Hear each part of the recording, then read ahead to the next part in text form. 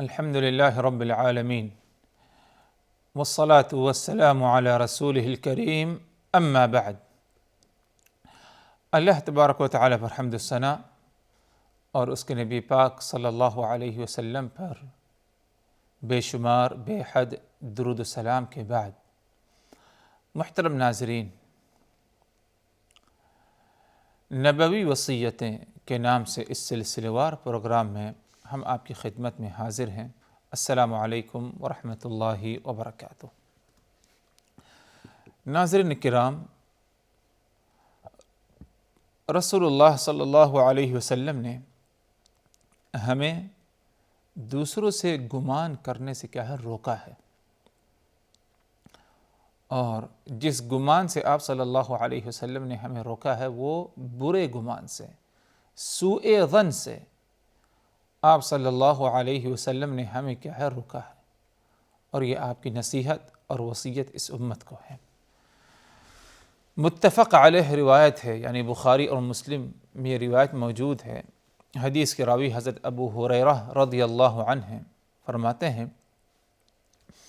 کہ رسول اللہ صلی اللہ علیہ وسلم نے فرمایا: ایاکم والظن فإن الظن اکذب الحدیث ولا تجسسوا ولا تحسسوا ولا تباغضوا وکونوا اخوانا۔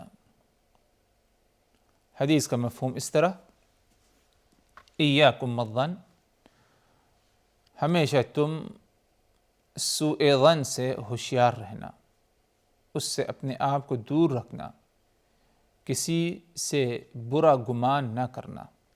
کیوں؟ فإن الظن اکذب الحدیث، کیونکہ برا گمان کرنا، سوء ظن، یہ سب سے جھوٹی بات ہے، سب سے بڑا جھوٹ ہے۔ ولا تجسسوا ولا تحسسوا، کسی کے تجسس اور کسی کے تحسس میں نہ لگنا، کسی کے تجسس میں نہ پڑنا۔ ولا تباغضوا، اور اسی طرح کسی سے بغض یعنی عداوت و نفرت نہ مولنا۔ وکونوا اخوانا، بلکہ تم سب بھائی بن کر جو ہے رہنا۔ اس حدیث میں ظاہر سی بات ہے، جیسے کہ اس کا مفہوم آپ حضرات کے سامنے رکھا گیا، رسول اللہ صلی اللہ علیہ وسلم نے گمان کرنے سے ہمیں کیا ہے روکا، یعنی سوء ظن، برا گمان کرنے سے روکا، اور اس کی وجہ بھی آپ صلی اللہ علیہ وسلم نے ہمیں بتائی۔ آپ صلی اللہ علیہ وسلم نے فرمایا: ایاکم والظن، خبردار تم ظن نہ کرنا، یعنی سوء ظن نہ کرنا، کسی کے بارے میں برا گمان نہ رکھنا۔ برا گمان سے مراد کہ آپ کسی شخص کے بارے میں ایسی بات سوچیں، ایسا گمان رکھیں جو کہ حقیقت میں وہ اس سے محفوظ ہے، اس سے دور ہے، اور اس کا کچھ لینا دینا نہیں۔ کسی کے بارے میں ایسی بات سوچ لینا، ایسا گمان کسی کے بارے میں رکھنا جس سے وہ بری ہے۔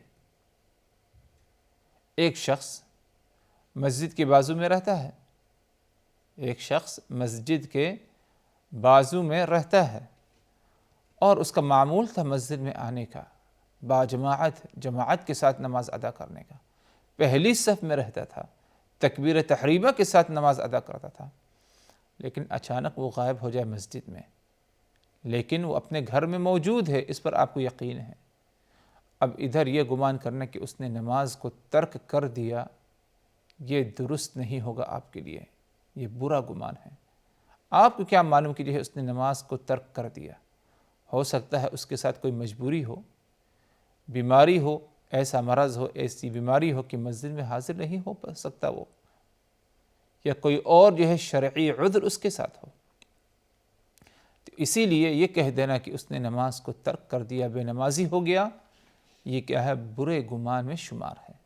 آپ کو فرض بنتا ہے، اگر آپ چاہتے ہیں کہ یہ معلوم ہو آپ کو کہ کیا وجہ ہے کہ وہ نماز میں حاضر نہیں ہوتا، اس کے پاس جائیے، اس سے پوچھیے، اس سے سوال کریے، یا کسی اور سے پوچھوائیے کہ حقیقت کیا ہے، لیکن اپنے طرف سے یہ کہہ دینا اور فیصلہ کر دینا کہ اس نے نماز ترک کر دیا، ایسا کرنا درست اور مناسب نہیں ہوگا، نہ آپ کے لیے اور نہ ہی جو ہے کسی اور کے لیے۔ یہ برے گمان میں، سوء ظن میں کیا ہے داخل ہے۔ رسول اللہ صلی اللہ علیہ وسلم خود عملی طور پر لوگوں کو سوء ظن سے روکتے تھے۔ آپ صلی اللہ علیہ وسلم کے پاس مسجد نبوی میں غالباً آپ جو ہے اعتکاف میں تھے یا کسی اور چیز میں تھے، بہرحال آپ صلی اللہ علیہ وسلم کے پاس آپ سے ملاقات کے لیے آپ کی ازواج مطہرات میں سے ایک زوجہ آئی، اور ملاقات کر کے جب لوٹنا چاہی زوجہ مطہرہ، تو آپ صلی اللہ علیہ وسلم نکلے ان کو ان کے حجرے، ان کے گھر تک پہنچانے کے لیے۔ رات کا وقت ہو چکا تھا، تنہا جانا غیر مناسب تھا اس عورت کا، اور یہ عورت آپ صلی اللہ علیہ وسلم کی زوجہ مطہرہ میں سے ایک زوجہ ہے۔ تو راستے میں دو لوگ جاتے ہوئے نظر آئے، اور صحابہ کرام میں سے یہ مسلمان تھے۔ آپ صلی اللہ علیہ وسلم نے انہیں بلایا اور کہا کہ میرے ساتھ جو عورت خاتون ہیں یہ میری فلاں زوجہ ہے۔ اب دونوں صحابیوں کو تعجب ہوا، پریشان ہوئے کہ آخر کار رسول اللہ صلی اللہ علیہ وسلم کیوں ایسا کہہ رہے ہیں؟ ہم نے تو کوئی گمان آپ صلی اللہ علیہ وسلم کے بارے میں تو کیا نہیں، برا گمان۔ تو آپ صلی اللہ علیہ وسلم نے اس موقع پر جو ہے اسی بات کی طرف اشارہ کیا کہ برے گمان سے بچنے کے لیے، شیطان کے وسوسوں سے بچنے کے لیے، کہیں شیطان تمہارے دلوں میں، تمہارے دماغ میں کوئی ایسی بات نہ ڈال دے جو کہ خلاف حقیقت ہے، اور تم کہیں برے گمان میں کیا ہے مبتلا نہ ہو جاؤ میرے بارے میں۔ تو آپ صلی اللہ علیہ وسلم عملی طور پر جو ہے کر کے اور لوگوں کو تعلیم دیتے کہ برے گمان سے کیا ہے اپنے آپ کو بچاؤ۔ یہی وجہ ہے کہ اللہ کے رسول صلی اللہ علیہ وسلم نے ہم سبوں کو قیامت تک آنے والے تمام ایمان والوں کو کہا ایاکم والظن، خبردار تم برا گمان جو ہے نہ کرنا، برے گمان سے اپنے آپ کو بچائے رکھنا۔ اور یہ بات اللہ تبارک و تعالی نے بھی ہمیں اسی بات کا حکم دی، جیسے کہ سورہ الحجرات میں یا ایھا الذین آمنوا اجتنبوا کثیرا من الظن، اے ایمان والو تم بہت سارے گمان سے اجتناب کر لو۔ یہ حکم الہی بھی ہے اور تعلیم نبوی بھی ہے، نبوی تعلیم بھی ہے۔ اور اس کی وجہ کیا ہے کہ برے گمان سے اپنے آپ کو دور رکھو۔ آپ صلی اللہ علیہ وسلم نے اس کی وجہ بتائی، فإن الظن أكذب الحدیث، فإن الظن أكذب الحدیث، کیونکہ ظن یعنی سوء ظن، برا گمان، یہ سب سے بڑا جھوٹ ہوتا ہے اور سب سے عظیم جھوٹ ہوتا ہے۔ اور حقیقت تو یہ ہے محترم ناظرین کہ اگر اس پر غور کیا جائے، سوء ظن کہ جو شکار ہو گیا شخص، اس کا جو سوء ظن برا گمان ہے وہ ہمیشہ غلط ہی ثابت ہوتا ہے، اکثر کبھی صحیح ثابت نہیں ہوتا۔ تو اسی لیے ہمیشہ دوسروں کے بارے میں اچھا گمان ہم رکھیں اور برے گمان سے ہم اپنے آپ کو محفوظ رکھیں، بچائیں۔ کبھی اگر کوئی برا گمان کسی کے بارے میں آ جائے، فوری طور پر کیا ہے ہم استعاذہ کا اہتمام کریں، اعوذ باللہ من الشیطان الرجیم پڑھیں، تاکہ وہ گمان جو برا ہمارے ذہنوں میں آیا وہ دور ہو جائے۔ کیونکہ غلط باتیں ذہنوں میں ڈالنا، دماغ میں آنا، جس میں سے کسی کے ساتھ کسی سے سوء ظن اور برا گمان ہے، یہ سب شیطان کی طرف سے ہے۔ شیطان کوشش کرتا ہے اس کی، تاکہ ایمان والے آپس میں کیا ہے مختلف ہی رہیں، کبھی ان میں اتفاق اتحاد نہ پائے۔ یہ شیطانی عمل ہے، تو اسی لیے جیسے ہی ذہن میں اگر کسی کے بارے میں کوئی برا گمان ہوتا ہے، فوری طور پر کیا ہے اس سے اجتناب کیا جائے، اور فوری طور پر اس سے کیا ہے توبہ استغفار کے ساتھ ساتھ استعاذہ کا اہتمام کیا جائے۔ ہاں یہ بات الگ ہے حضرات کہ بس اوقات بعض ایسی باتیں پیش آتی ہیں، آثار ملتے ہیں، قرائن ظاہر ہوتے ہیں کہ جن کی بنا پر کیا ہے برا گمان کرنا پڑتا ہے۔ تو اگر کہیں پر کچھ ایسے قرائن ہیں، مضبوط قرینہ ہے، مضبوط علامت ہے کہ جس کو لے کر آدمی مجبور ہو گیا برا گمان کرنے کے لیے، تو انشاءاللہ اس پر اس کا مؤاخذہ نہیں ہوگا۔ ورنہ عام حالات میں بغیر کسی ثبوت کے، بغیر کسی دلیل کے، بغیر کسی برہان کے کسی سے بھی کیا ہے برا گمان کر لینا، یہ کیا ہے ایک سنگین جرم ہے۔ اللہ کے رسول صلی اللہ علیہ وسلم نے اس سے ہمیں منع فرمایا اور کہا فَإِنَّ الظَّنَّ أَكْذَبُ الْحَدِيثِ، کیونکہ سوء ظن یہ سب سے بڑا جھوٹ ہے۔ اور اگر غور کیا جائے یعنی کوئی شخص اس کا اگر شکار ہو جائے لوگوں سے سوء ظن کا، تو وہ کبھی سکون میں نہیں رہتا، اس کا دل کبھی مطمئن نہیں رہتا، بلکہ ہمیشہ ہر ایک کو شک کی نگاہ سے دیکھتا ہے۔ آج اس نے اپنے کسی مسلمان بھائی کے بارے میں سوء ظن کیا، برا گمان رکھا، کل اپنی اولاد، اپنے لڑکے لڑکیوں کے بارے میں سوء ظن کرے گا، بلکہ اپنی بہنوں کے بارے میں، اپنے بھائیوں کے بارے میں، اور اس حد تک بھی انسان پہنچ جاتا ہے برا گمان کرتے کرتے کہ اپنی عورت جو صالحہ، قانتہ، عفیفہ ہے، پاک دامن ہے، اس کے بارے میں بھی سوء ظن کرنے لگتا ہے، اس کے بارے میں بھی اسے شک ہونے لگتا ہے۔ اور نتیجہ یہ ہوتا ہے کہ ایک خوشحال جو ازدواجی زندگی اس کی بنی ہوئی تھی، اس ازدواجی زندگی کو اور اس خوشحال زندگی کو کیا ہے شک اور سوء ظن کے بنا پر کیا ہے ختم کر دیتا ہے، طلاق کے ذریعے یا کسی اور اپنی بری حرکت کے ذریعے، غلط حرکت کے ذریعے۔ یہ نتیجہ ہوتا ہے شک یا جو ہے سوء ظن کا۔ تو کسی کے بارے میں سوء ظن نہ کیا جائے، کسی کے بارے میں شک نہ کیا جائے، اللہ کی جب تک کہ کوئی ٹھوس ثبوت ہو، ٹھوس دلیل ہو، تب جا کر کے کیا ہے باتوں کو جو ہے مانی جائے۔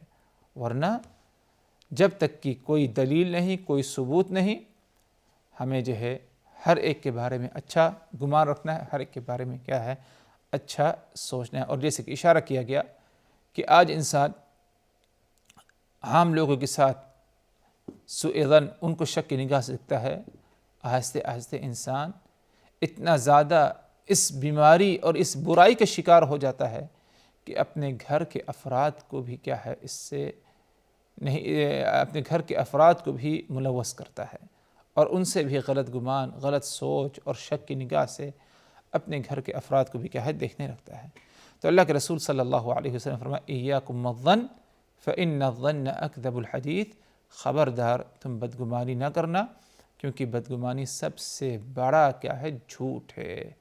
اور اسی بات کی طرف اللہ تبارک و تعالی نے اشارہ کیا، جیسے کہ وہ آیت تلاوت کی گئی تھی کچھ دیر پہلے سورہ الحجرات کی۔ اللہ تبارک و تعالی نے فرمایا یا ایھا الذین آمنوا اجتنبوا کثیرا من الظن اجتنبوا کثیرا من الظن ان بعض الظن اثم، اے ایمان والو تم بہت سارے گمان سے اپنے آپ کو بچاؤ اور اجتناب کرو، ان بعض الظن اثم، کیونکہ بعض گمان جو ہے وہ گناہ کا باعث ہوتے ہیں۔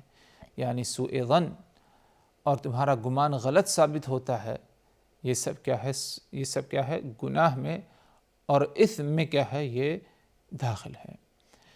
تو یہ رہی بات حضرات جو کہ سب سے پہلی بات اور سب سے اہم وصیت، اور یوں کہہ سکتے ہیں کہ جو کہ اس نشست کا موضوع تھا وہ تھا اجتناب ظن، کہ کسی سے کیا ہے سوء ظن اور برا گمان نہ رکھا جائے، نہ کیا جائے۔